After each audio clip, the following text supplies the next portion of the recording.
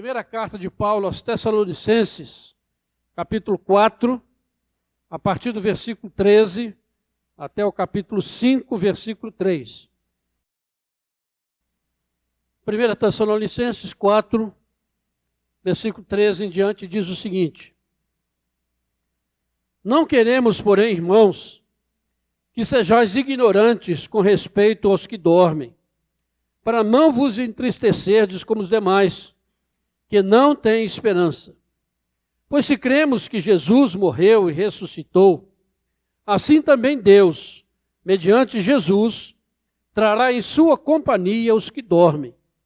Ora, ainda vos declaramos por palavra do Senhor isto: nós, os vivos, os que ficarmos até a vinda do Senhor, de modo algum precederemos os que dormem. Porquanto o Senhor mesmo, dada a sua palavra de ordem, ouvida a voz do arcanjo e ressoada a trombeta de Deus, descerá dos céus, e os mortos em Cristo ressuscitarão primeiro. Depois nós, os vivos, os que ficarmos, seremos arrebatados juntamente com eles, entre nuvens, para o encontro do Senhor nos ares, e assim estaremos para sempre com o Senhor.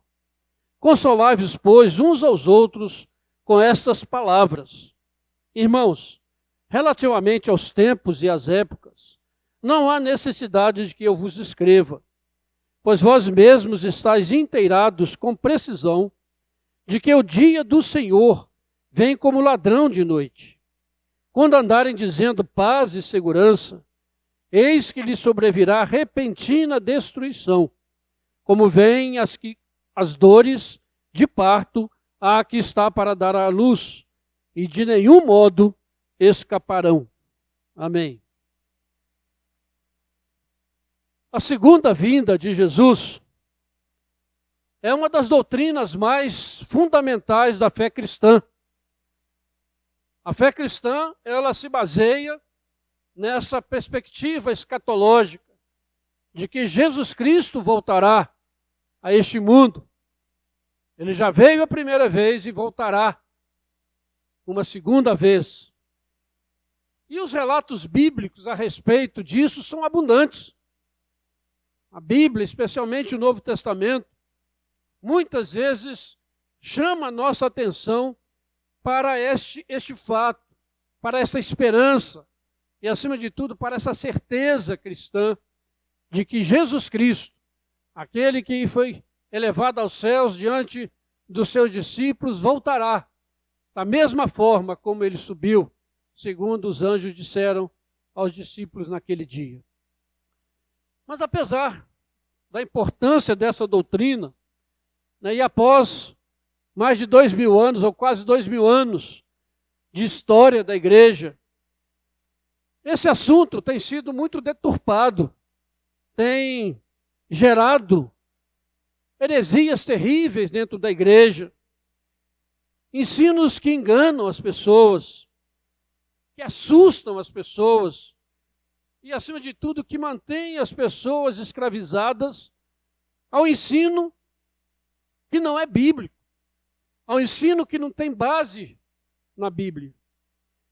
E hoje o ensino, ou heresia mais difundida dentro da igreja brasileira, em relação à vinda de Jesus, e que domina praticamente em quase todos os grupos chamados evangélicos no Brasil, é a visão dispensacionalista, pré-milenista, ou do arrebatamento pré-tribulacionista.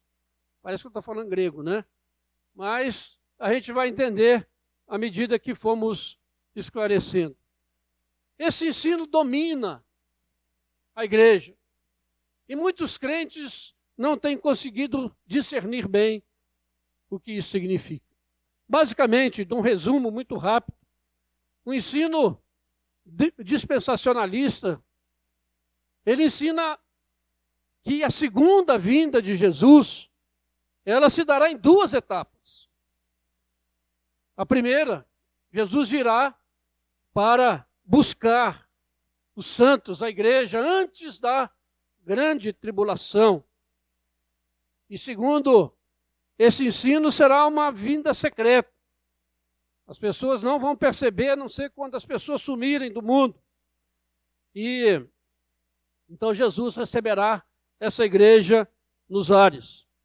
Os mortos em Cristo vão ressuscitar e aqueles que estiverem vivos na ocasião serão arrebatados para estarem com o Senhor nos ares. E estes, enquanto na terra, esses que serão arrebatados ficarão 7 anos nos ares, enquanto na terra estará acontecendo a grande tribulação, a grande perseguição, o reino do anticristo. E dando uma segunda oportunidade, especialmente aos judeus, de se converterem. E no final destes 7 anos, aí tem a segunda parte da volta de Jesus.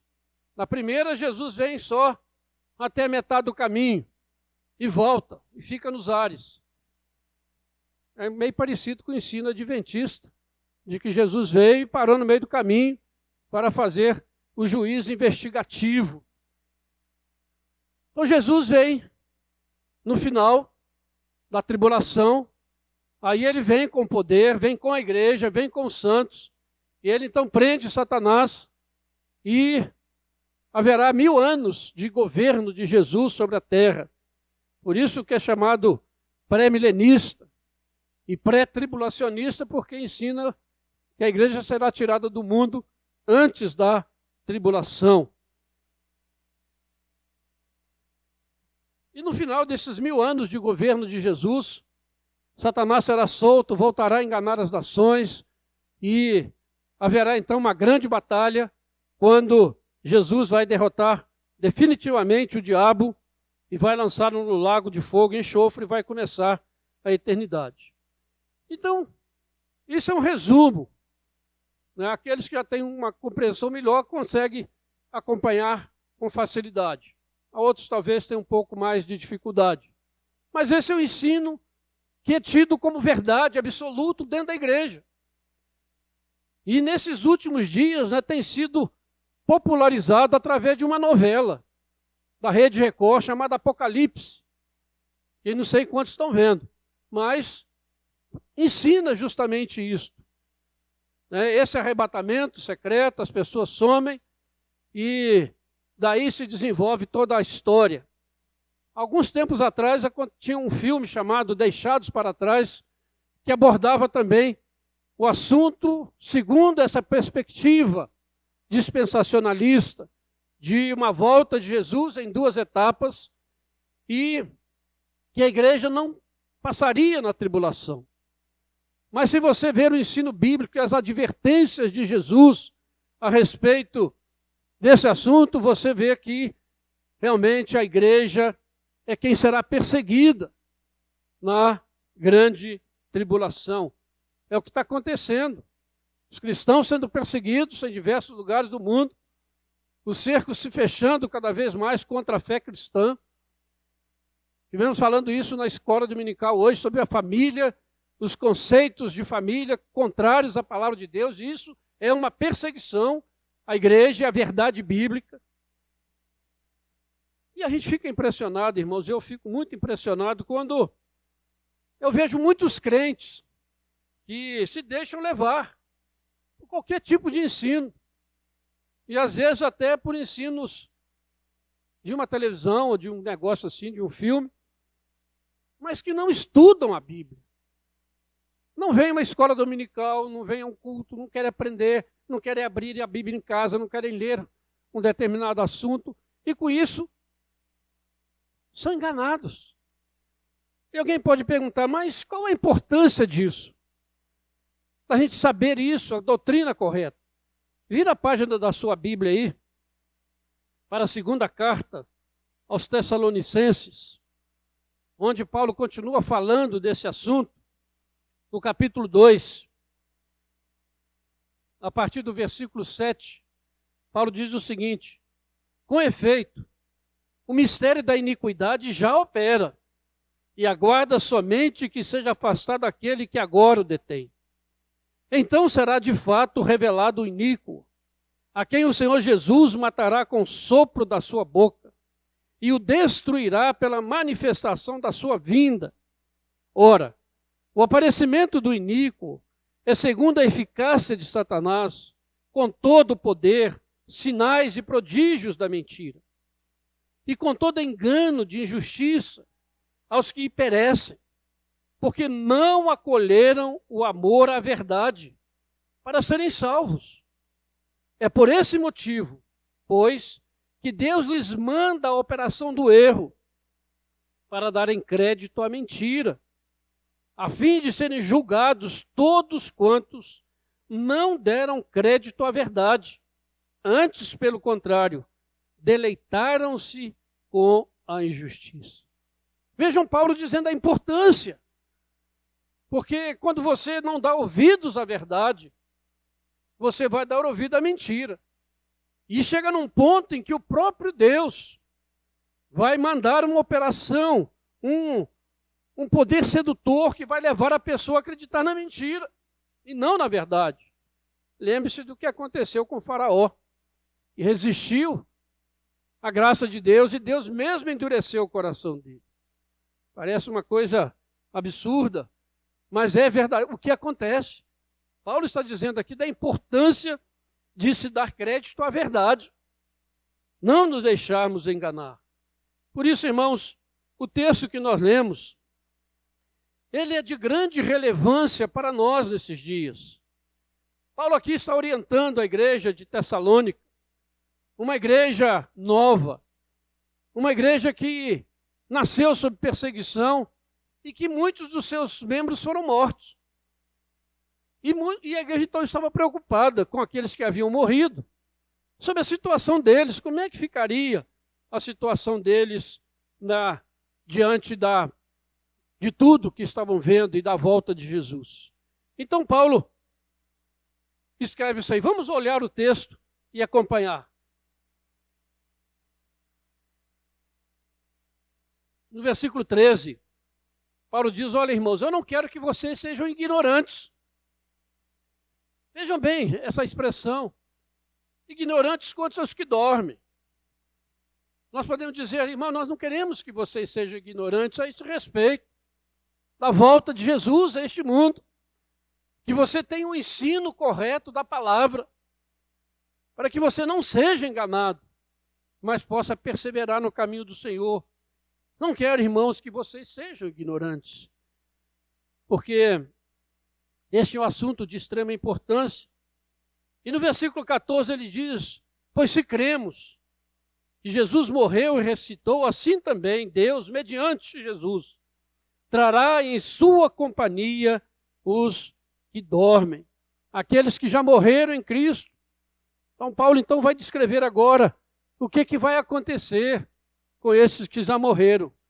E no verso 15, ele fala: ora, ainda vos declaramos por palavra do Senhor. Vejam bem, é palavra do Senhor. É uma revelação que Paulo havia recebido. Ele não estava tirando isso da sua própria cabeça. Ele diz, olha,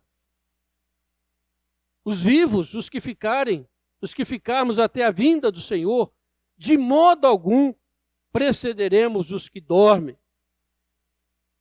E aqui é preciso chamar a atenção sobre essa palavra vinda. Essa palavra é usada por Paulo sempre que ele fala da volta de Jesus. É uma tradução da palavra grega parousia. Então Paulo usa essa palavra para descrever a vinda de Jesus. E Paulo nunca disse que a parousia se daria em duas etapas. Porque segundo o ensino dispensacionalista, neste versículo 15, Paulo está falando da primeira parte da vinda de Jesus para a igreja, para buscar a igreja. Ou seja, a primeira parte da segunda vinda. Mas olha o versículo 13 do capítulo 1, onde Paulo diz, a fim de que seja o vosso coração confirmado em santidade isento de culpa na presença do nosso Deus e Pai, na vinda do nosso Senhor Jesus Cristo, com todos os seus santos. A mesma palavra vinda, a mesma palavra parousia, Paulo usa para descrever a mesma vinda. Paulo não ia escrever duas coisas aqui em tão pouco tempo, sendo que esse versículo 13 é usado para a segunda parte, quando vinda do nosso Senhor Jesus Cristo com todos os seus santos. Então, será que Paulo, em tão pouco tempo, iria ensinar uma doutrina da vinda de Jesus em duas etapas, sem esclarecer isso? Claro que ele está falando da mesma coisa. A vinda de Jesus com os santos para buscar a igreja é a mesma vinda com os santos, é a mesma coisa. Não são duas coisas diferentes. E nesse versículo 14, ele fala: trará em sua companhia os que dormem. Então, se a segunda vinda de Jesus fosse acontecer em duas etapas, certamente Paulo teria feito uma menção disso aqui, para deixar bem claro o seu ensino, para que não ficasse dúvida a esse respeito. Aí chega o versículo 16, quando fala que alguns comentaristas bíblicos dizem que esse é o versículo mais barulhento da Bíblia. Ele fala, dada a ordem, o Senhor mesmo dada a sua palavra de ordem. A Bíblia diz que a voz do Senhor ressoa como um trovão. Então, quando o Senhor fala, realmente o mundo se abala. A voz do arcanjo, ouvida a trombeta, Jesus descerá dos céus e os mortos em Cristo ressuscitarão primeiro. Primeiro do que quem? Do que os que estiverem vivos. E é interessante como essa passagem parece com a passagem de Jesus em Mateus 24, 31, onde Jesus disse a respeito da sua vinda, que ele enviará os seus anjos com grande clangor, com grande barulho de trombeta, os quais reunirão os seus escolhidos dos quatro ventos, de uma a outra extremidade dos céus. Vejam a coincidência, a palavra de Jesus e a palavra de Paulo. Trombeta soando, a voz do Senhor soando, os anjos buscando os eleitos de todas as nações, reunindo o povo de Deus de uma a outra extremidade do céu. Os mortos em Cristo ressuscitarão primeiro, porque eles estarão, as suas almas hoje estão com o Senhor. E quando o Senhor voltar, os seus corpos que estão na terra, que já se decompuseram, serão reunidos novamente com a sua alma. E isso é uma coisa interessante, eu estava pensando, né? Que trabalho ressuscitar corpo que já desapareceu no pó da terra, que foi queimado, que já não existe mais. Mas Deus vai ressuscitar esse corpo. Por quê?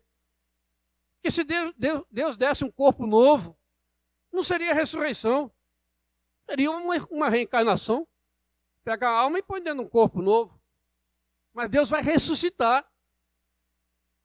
Deus vai ressuscitar aquele corpo que morreu. E estes que ressuscitaram vão subir e se encontrar com o Senhor. Por isso, irmãos,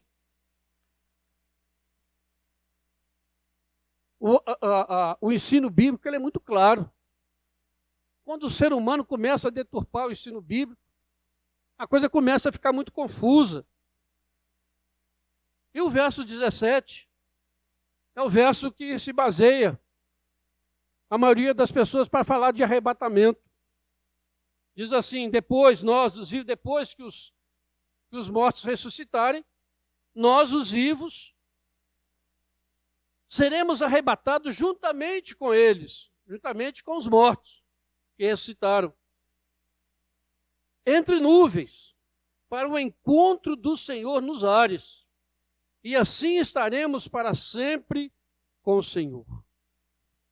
Esse versículo é usado para ensinar o arrebatamento, porque é o único versículo na Bíblia que tem essa palavra arrebatamento. Não existe em nenhum outro lugar. Mas é usado então para criar-se toda uma doutrina que tem sido perniciosa à igreja. E a gente pergunta, como secreto, depois da barulhada do versículo 16? Como secreto? O versículo, irmão, não diz que depois do arrebatamento Jesus fará meia volta e voltar para o céu com a sua igreja. Mas o versículo termina dizendo que estaremos para sempre com o Senhor. Não diz onde.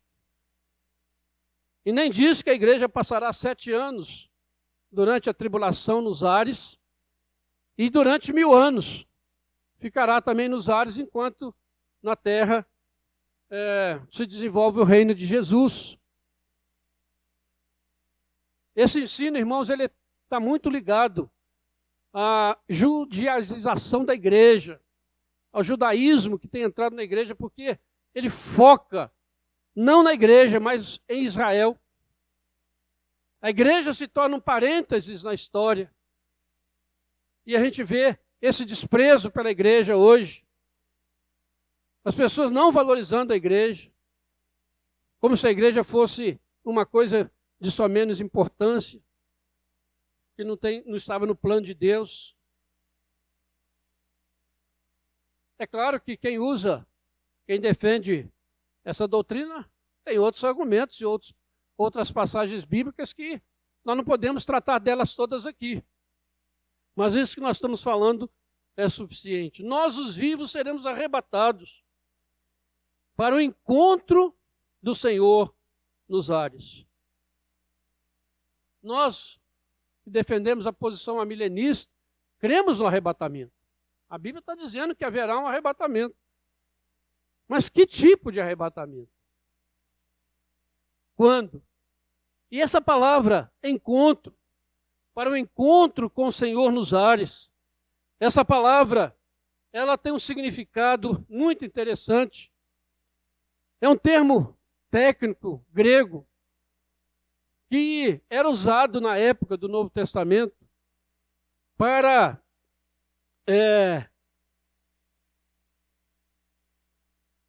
mostrar como uma cidade recebia um visitante ilustre. Então, quando uma pessoa ilustre ia visitar uma cidade, ou um libertador chegava numa cidade, o povo da cidade saía ao encontro dessa pessoa, fazia ali 2 alas e ela passava pelo meio, sendo aplaudida, recebida. E o povo então voltava com a pessoa para dentro da cidade. Não ia embora. Então essa palavra é usada para mostrar que nós seremos arrebatados para encontrar o Senhor. Ou seja, a igreja será essas pessoas que estarão dando boas-vindas ao Senhor. Imagine a cena maravilhosa. E a entrada de Jesus em Jerusalém é uma visão disso. Quando Jesus chegou em Jerusalém, eles ficaram ao lado, jogaram capas no chão, aclamaram Jesus, bendito que vem em nome do Senhor. E depois Jesus foi para a cidade e eles voltaram para a cidade com Jesus. É a mesma palavra, é o mesmo ensino. A igreja vai ser arrebatada, vai encontrar-se com o Senhor, vai dar as boas-vindas a Jesus. Que coisa linda, extraordinários remidos, dando as boas-vindas ao Rei dos Reis, recebendo o vencedor, o conquistador, e retornando para habitar os novos céus e a nova terra. Não é para ficar nos ares. E é uma vez só, a vinda de Jesus é uma só. E a Bíblia nos adverte sobre isso de maneira muito séria. Uma vez só. A igreja estará dando as boas-vindas. É a mesma visão que João teve em Apocalipse 21, quando ele diz que viu a nova Jerusalém descendo dos céus. E ali ele descreve então o novo céu e a nova terra. Ele está falando ali da volta de Jesus. A igreja voltando, a nova Jerusalém é um símbolo da igreja. Voltando com o Senhor em vitória, em triunfo, para habitar o novo céu e a nova terra que estão sendo criados pelo Senhor. Estaremos para sempre com o Senhor. Não vamos parar no meio do caminho. Não vamos ficar com 7 anos num lugar que não é o novo céu e a nova terra.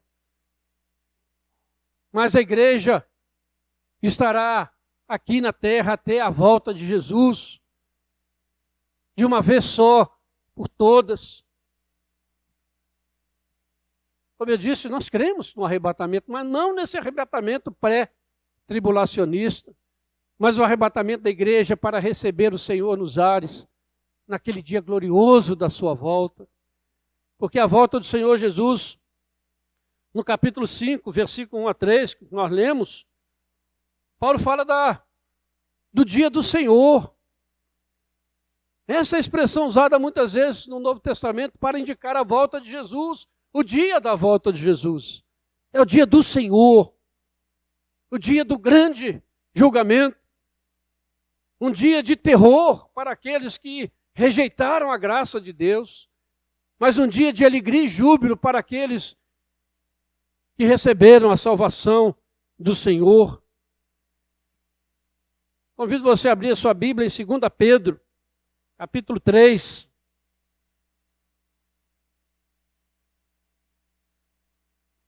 Segunda Pedro, capítulo 3, do verso 8 em diante.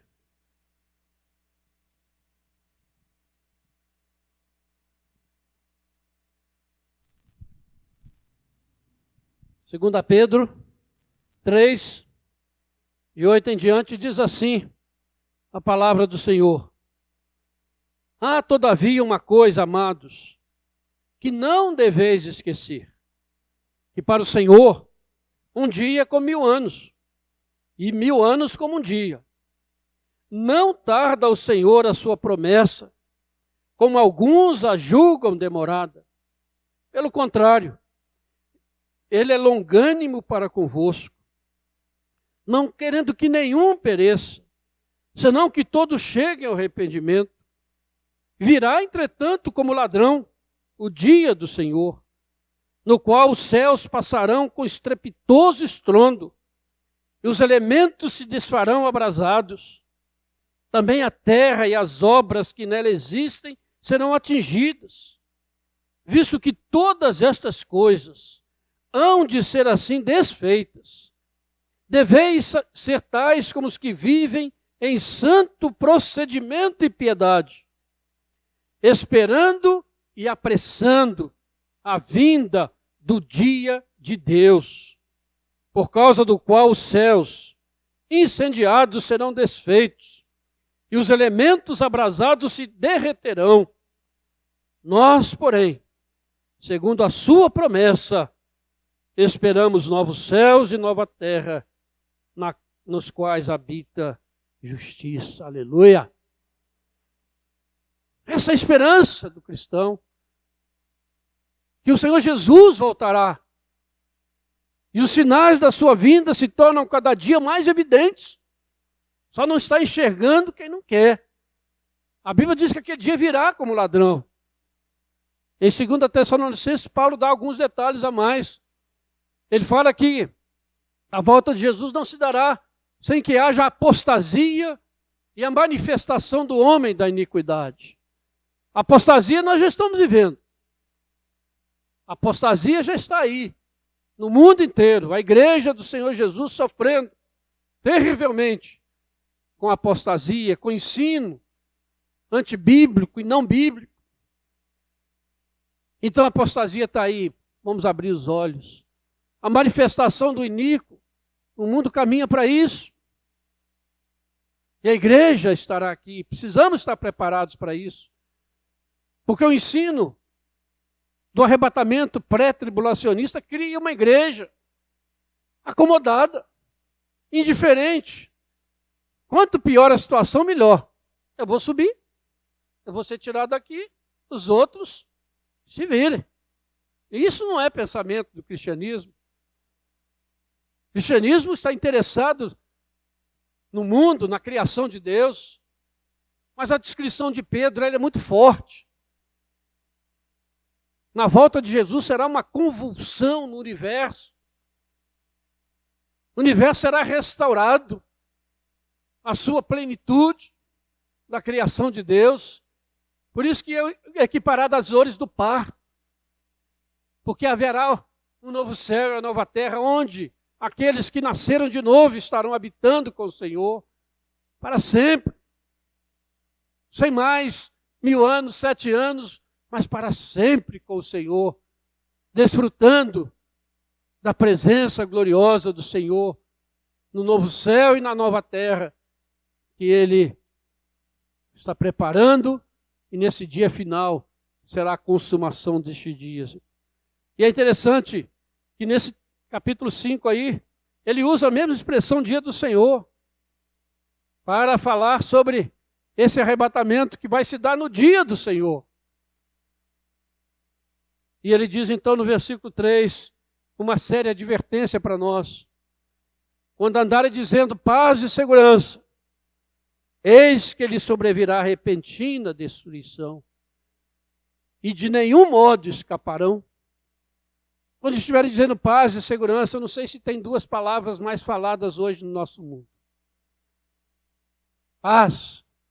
Todo mundo cansado, quer paz. Paz. Pessoas querem segurança. As palavras mais faladas hoje no nosso mundo. E o texto é claro, quando estiverem falando, dizendo, ansiando, buscando, haverá repentina destruição, porque, dada a ordem do Senhor, os céus se abrirão e o sinal de Cristo aparecerá. A igreja, todos os remidos de todas as épocas, de todos os tempos, de todas as nações, subirão para o encontro com o Senhor nos ares. E haverá o julgamento, e haverá o novo céu e a nova terra, e haverá a eternidade. Não haverá uma segunda oportunidade. Como não há purgatório para que alguém possa ter uma segunda oportunidade, não haverá segunda oportunidade depois do arrebatamento. Ali a história acaba e a eternidade começa. Esse é o ensino claro da palavra de Deus. Por isso, irmãos, a razão de nós tratarmos disso. Primeiro, 1 Timóteo capítulo 3, verso 15, diz que a igreja é coluna e baluarte da verdade. Nesse tempo de fake news, nesse tempo de mentiras espalhadas por todo lugar, a igreja do Senhor tem que se levantar como coluna e baluarte da verdade, sustentadora da verdade bíblica, da revelação bíblica, não das verdades criadas, mas da verdade absoluta da revelação de Deus. Uma segunda razão é que esse é um ensino antibíblico. É uma heresia. E Gálatas 1, 6 a 9 diz que a igreja deve combater isso. Se alguém pregar um evangelho que vá além daquele que Paulo pregou, que seja anátema. Segundo o presbítero Marcelo, seja cortado o significado da palavra, amaldiçoado, cortado do convívio, porque estão pregando algo que não é a verdade bíblica, irmãos. Por isso daí a importância cada vez maior, irmãos, de nós conhecermos a Bíblia, a palavra de Deus, o ensino correto, porque cada vez mais a mentira virá, como o Paulo disse aqui em Tessalonicenses 2, que o próprio Deus entregará essas pessoas para acreditarem na mentira, de tanto dar ouvidos a estas coisas. Uma outra razão pela qual nós precisamos tratar disso é que esse ensino engana as pessoas, cria medo, cria ansiedade, cria falsa esperança. As pessoas estão esperando alguma coisa que não vai acontecer. As pessoas ficam na ansiedade de que vão ser arrebatadas de repente e podem continuar vivendo como quiserem, como se houvesse depois uma oportunidade. Cria uma falsa expectativa, uma falsa esperança nos corações. Mas uma coisa mais terrível ainda é que esse ensino, como eu já disse, ele despreza a igreja e ele exalta Israel e cria uma igreja alienada do seu tempo. Uma igreja que não se interessa pela cultura, uma igreja que não se interessa pelas questões sociais do seu tempo, uma igreja que não se interessa pelo bem-estar das pessoas, porque tudo que ela espera é ser tirada da terra na hora que a chapa ficar quente. Aí eu vou sair. Aí Deus vai me tirar. Uma igreja alienada, uma igreja voltada para si mesma, uma igreja que não quer saber o que está acontecendo no mundo. E a Bíblia diz que a igreja é sal da terra e luz do mundo. Mas esse ensino nos aliena, nos torna indiferentes às situações deste mundo. E quando Paulo disse, né, no primeiro versículo que nós lemos, no versículo 13, nós não podemos ser ignorantes, irmãos, quanto ao ensino bíblico. É certo que há muito mais coisas do que nós estamos dizendo aqui. Mas não podemos ser ignorantes. Precisamos conhecer a palavra de Deus. Precisamos conhecer a verdade, porque a verdade nos liberta. A verdade nos transforma. A verdade nos faz filhos de Deus. Porque Jesus é a verdade. E quando o próprio mundo luta contra a mentira, as falsas notícias, mais do que nunca, precisamos ser a igreja do Senhor Jesus, que prega a verdade, que ensina a verdade, que defende a verdade, que morre pela verdade.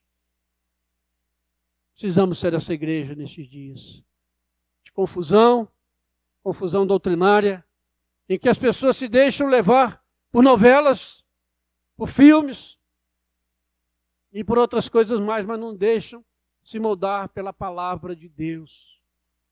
E a advertência de Paulo é muito séria, aqui no capítulo 2 de 2 Tessalonicenses. Que Deus vai mandar um poder sedutor para que essas pessoas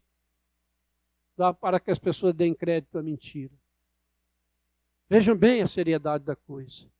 Portanto, irmãos, que nesses dias de tribulação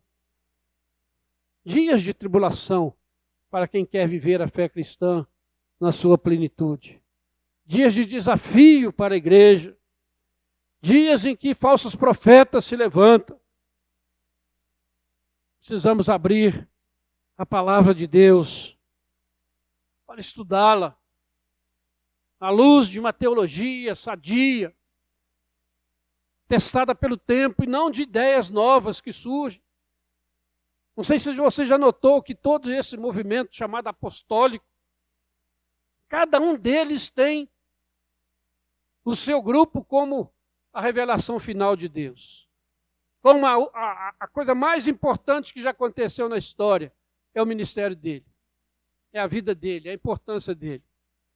Está vendo outro dia o nome de um apóstolo patriarca. E a mulher dele é a bispa matriarca. É isso. Desejo de grandeza, de se tornar mais importante do que alguém. Mas o apóstolo Paulo nos ensina a sermos humildes e dependentes da palavra de Deus. Às vezes é uma palavra que ofende, que pode ir de encontro a alguma coisa que você aprendeu, que te ensinaram, te instruíram. Eu não tenho problema de falar de nada disso, porque eu também fui instruído. Eu aprendi tudo isso. Quando ia dar aula de escola dominical, fazia aquele gráfico direitinho daquele gol. A igreja sobe, passa 7 anos lá embaixo, cima e desce. Né? Aquele esqueminha. Até que um dia, né, Deus esclareceu a verdade bíblica. A igreja sobe e volta com o Senhor para estar para sempre com Ele, habitando o novo céu e nova terra. Que nós estejamos preparados para isso. Nós estejamos preparados para esse dia, como o apóstolo Paulo nos adverte, Pedro nos adverte, que aquele dia nos ache, nos encontre como pessoas que vivem em santo procedimento e piedade, esperando e apressando a vinda do dia de Deus. É o nosso desafio para esses dias, irmãos. É o desafio para vivermos verdadeiramente a palavra de Deus. É o desafio para nos basearmos na palavra de Deus e não nas ideias humanas. E se você ainda ficou com alguma dúvida, me coloca à disposição, pastor Jefferson, certamente, para podermos esclarecer algum ponto que não pode ser tratado tudo no sermão. Mas fica aqui a advertência do apóstolo Paulo. Não sejamos ignorantes, irmãos, a respeito da volta de Jesus, porque isso é fundamental para a nossa fé. É uma das colunas da fé cristã, a esperança gloriosa da volta de Jesus. Isso não pode ser tirado de nós e nem ensinado de maneira errada, para que a nossa fé não fique abalada. Que Deus tenha misericórdia de nós. Que Deus nos abençoe. Que Deus nos dê discernimento, irmãos, da palavra de Deus. Não peço que você creia na minha palavra, mas peço que você creia na revelação bíblica, daquilo que nós estamos falando, para termos segurança e certeza nestes dias. Que Deus nos abençoe. Amém.